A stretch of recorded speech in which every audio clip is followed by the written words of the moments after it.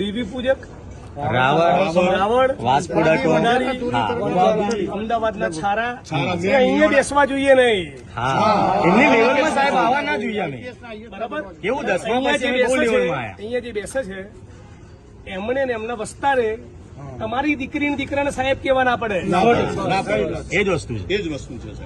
બીજું, તમને ભણાવશે, તમારા માટે સરકારી સ્કૂલ ખોલે, સરકારી કોલેજ ખોલે, પોસાય એવું શિક્ષણ આપે, ક્વોલિટી શિક્ષણ આપે, તમે સરકારી નોકરીઓમાં લાગે, અનામતનો ચુસ્ત અમલ થાય, SC, ST, OBC, minority, DNT, એ બધા મામલતદારના પ્રાંત અધિકારી બની ગયા. એમને સાહેબ કેવા પડશે?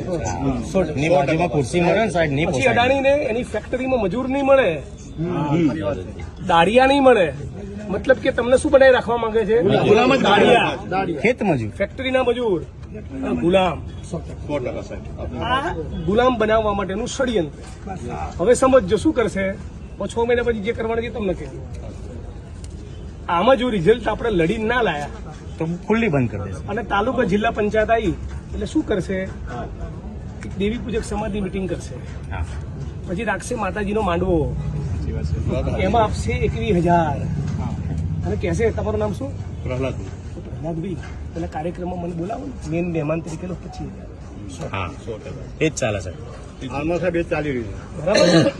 એટલે પહેલા જ્યાં સુધી તમે ધર્મની રાજનીતિ કરનારા ચોરોને નહીં ઓળખો ત્યાં સુધી સ્કોલરશીપ શરૂ નહીં થાય.